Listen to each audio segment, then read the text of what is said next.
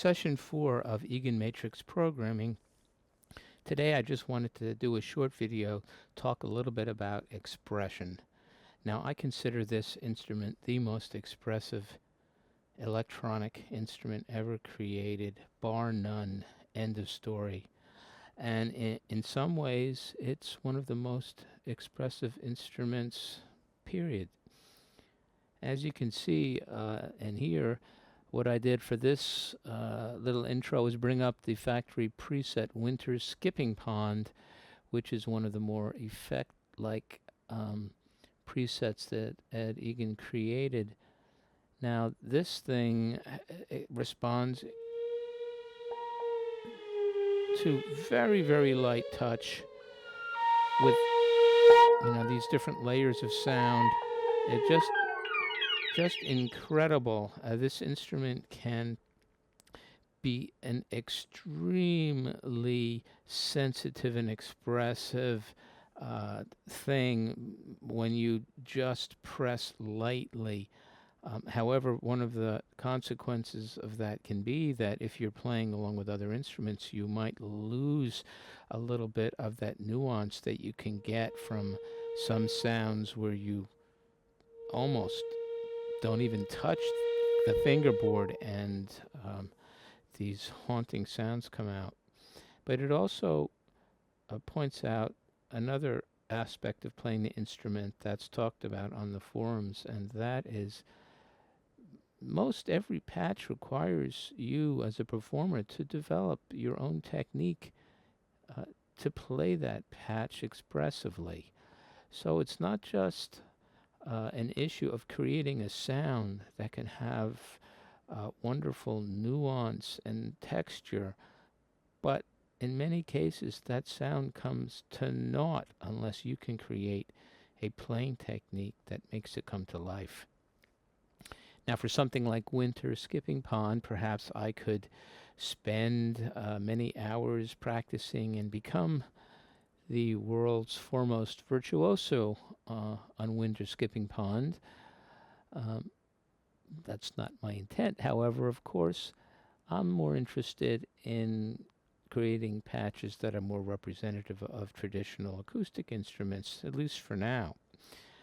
But that brings up its own set of problems because if you're creating a patch that's brass-like or flute-like or harp-like, you're going to want to develop a playing technique that brings out that component of the instrument so that someone listening to it hears it as a trumpet versus a flute.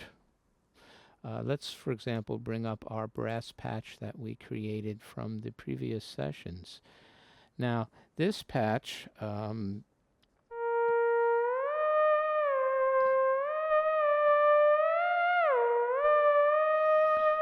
I could play it in a way that might be fun and maybe even interesting for certain things, but if my intent is to make it sound like a trumpet, I'm going to have to try and match that sound to a fingerboard technique that is trumpet-like.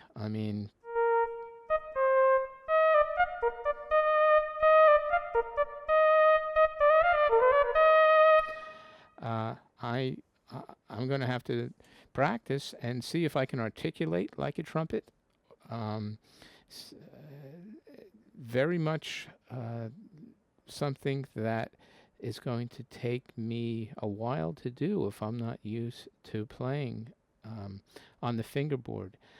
And when it comes to expressive playing on the fingerboard, you really have to learn almost new technique because it's really not like playing a keyboard. You don't have those nice guides, though on my instrument I have the template, but that still is only a rough guide. You have to develop a whole new playing technique to know where your fingers are at all times in relationship to this new flat neoprene surface. Now, trumpet and brass requires one technique. Something that was interesting when I created this patch, I was fooling around with it, as I tend to do with a lot of the factory presets, by taking stuff out. Basically, it's one of the ways I learn is to bring up one of Ed's patches and start removing things to see what happens when I take things away. Much less dangerous, I found, than adding things. But once again, when you play around with these patches and you're not sure what you're doing, turn the volume down to make sure you don't blow your ears out by mistake. Well, on this patch, I just happened to remove the modulation, the small modulation index that I had there. And instead of a brass sound, now I'm kind of bringing the full unity modulation into oscillator 2 from oscillator 1.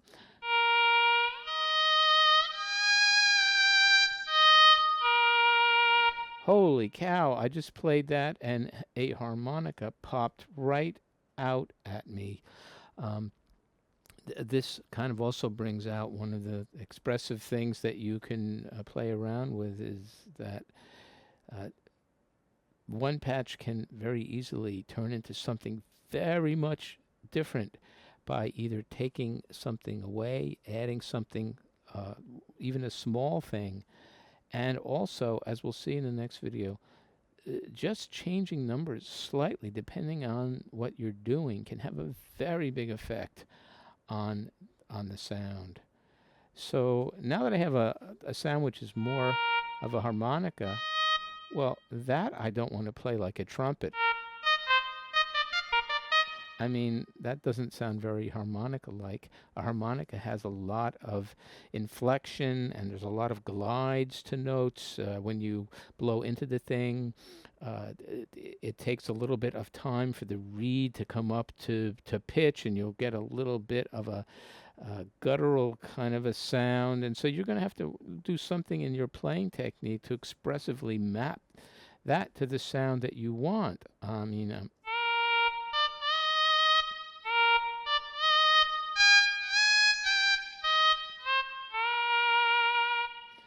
A harmonic has a lot of vibrato that can be applied, or almost tremolo to some extent as well, but a lot of pitch gliding.